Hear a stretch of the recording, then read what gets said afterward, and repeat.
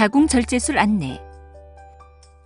안녕하십니까? 본 영상물은 최근 산부인과 수술 영역에서 관심이 되고 있는 수술 후 흔적을 최소화하는 무흉터 수술, 로봇을 이용한 단일공 자궁절제술 개념과 목적, 절차와 주의사항 등에 대해 설명드리기 위해 제작되었습니다.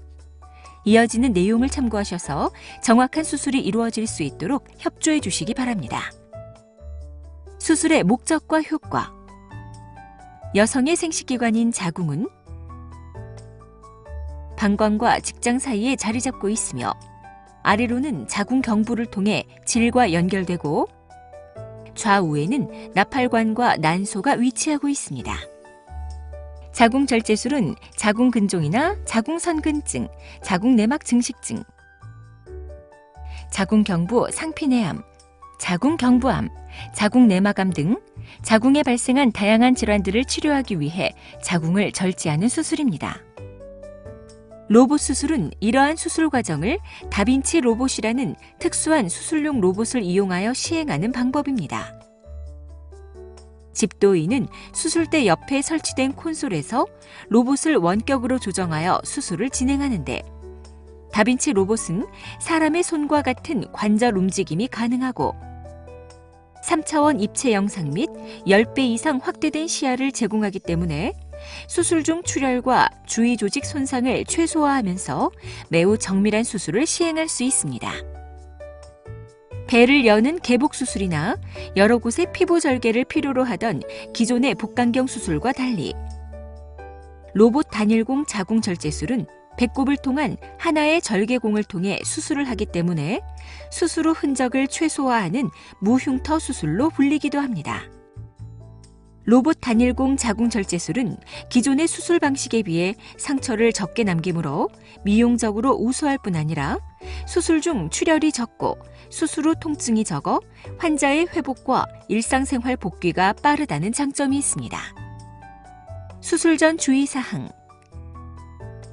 수술은 전신 마취 하에서 시행되며 마취나 수술 중 음식물이 기도 내로 흡인되는 것을 방지하기 위해 8시간 이상의 금식이 필요합니다.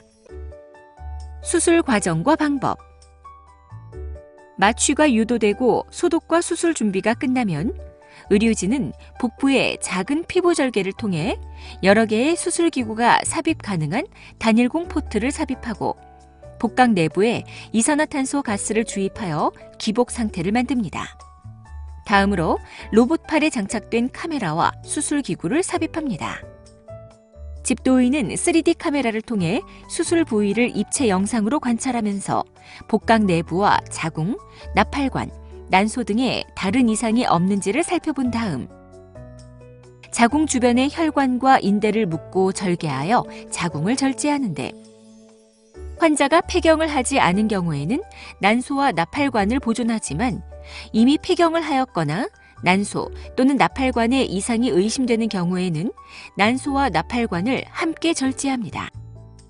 자궁을 모두 절제한 다음에는 질을 통해 자궁을 몸 밖으로 꺼내고 열려있는 질의 윗부분을 봉합합니다. 이어서 자궁내막암이나 자궁경부암의 경우 골반 내부의 림프절들을 절제하고 필요시 대동맥 주변의 림프절도 함께 절제합니다. 이상의 과정을 모두 마친 후에는 로봇팔이 들어갔던 배꼽에 단일공을 봉합하여 수술을 마무리합니다.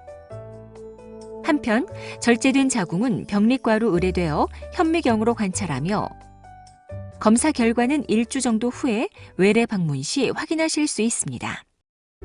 수술 후 주의사항. 물은 수술 8시간 후부터 소량씩 섭취할 수 있으며 가스 배출과 상관없이 수술 다음 날부터 식사를 하실 수 있습니다. 수술 후 걷기 운동을 열심히 시행하시면 장 운동도 빨리 회복되고 장이 자리를 잘 잡게 함으로써 장 유착으로 인한 합병증을 줄일 수 있습니다.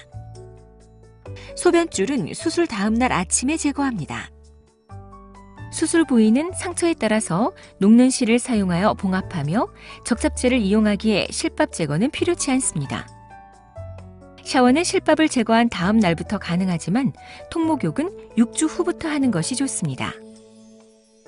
한편 질을 봉합한 실밥은 별도로 제거하지 않습니다. 질을 봉합한 부위는 수술 후 1, 2개월에 걸쳐 서서히 치유되므로 수술 후 1개월 정도는 소량의 출혈이나 붉은색 냉이 나올 수 있습니다. 봉합 부위가 손상되지 않도록 수술 후 6주 동안은 부부 관계를 피하시고 무거운 것을 드는 등 복부 압력을 올릴 수 있는 행위는 하지 마십시오. 수술의 합병증과 부작용. 출혈.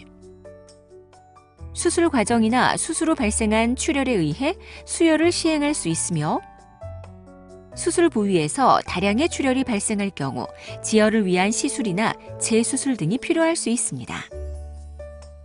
감염. 수술 상처에 감염이 발생하면 소독과 재봉합 등 상처 치료가 필요할 수 있으며 복강 내부에 염증이 발생한 경우에는 항생제 치료와 함께 필요시 배액관을 삽입하기도 합니다. 장유착과 장폐색. 복부 수술 후에는 정도의 차이가 있긴 하지만 일부 환자에서 소화관이 서로 들러붙는 장유착이 발생합니다. 대부분 환자에서 장유착은 특별한 문제를 일으키지 않습니다. 그러나 일부 환자에서는 수술 직후 또는 심지어 수십 년이 지난 다음 유착된 부위로 인해 장이 꼬이면서 막히는 장폐색이 발생할 수 있습니다. 장폐색의 상당수는 금식과 콧줄 삽입 등을 통해 호전되기도 하지만 일부 환자에서는 수술로 유착된 부위를 풀어주거나 장을 절제하는 경우도 있습니다. 이러한 장유착을 예방하기 위해서는 수술 이후 걷기 운동을 열심히 하여 장이 정상적으로 자리를 잘 잡도록 해주는 것이 중요합니다. 주위 조직 손상.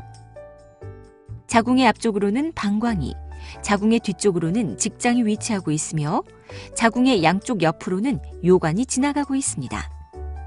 수술을 시행하는 과정에서 이러한 주위 조직이나 장기에 손상이 발생할 수 있으며 그에 대한 적절한 조치가 필요할 수 있습니다. 난소 절제. 폐경이 되지 않은 환자에서도 난소나 나팔관에 이상이 발견되거나 손상이 발생한 경우에는 해당 난소를 절제할 수 있습니다. 이미 폐경이 되었거나 한쪽 난소만 제거한 경우에는 별다른 이상 증상이 나타나지 않습니다. 하지만 폐경 전에 양쪽 난소를 모두 제거한 경우에는 난소에서 여성 호르몬이 더 이상 생산되지 않으므로 조기 폐경에 준하는 호르몬 치료가 필요할 수 있습니다. 질 봉합 부위 합병증. 염증이나 혈액순환 장애, 외상 등에 의해 자궁을 절제하고 질을 봉합한 부위가 파열되거나 밀려나올 수 있습니다. 그러므로 수술 후 2개월 동안은 부부 관계를 하지 마시고 무거운 물건을 들거나 배에 힘을 심하게 주는 등 복부 압력을 높이는 행위를 피하셔야 합니다. 기복에 의한 합병증. 수술 시에는 시야를 확보하고 기구를 삽입하기 위해 복강 내부에 이산화탄소 가스를 주입하는데 그로 인해 횡격막이 압박되고 이산화탄소가 흡수되어 심폐기능 장애가 발생할 수 있으며 혈관 내로 흡수된 이산화탄소가 기포를 형성하면서 혈관을 막는 가스 색전증이 발생할 수도 있습니다. 개복수술 전환.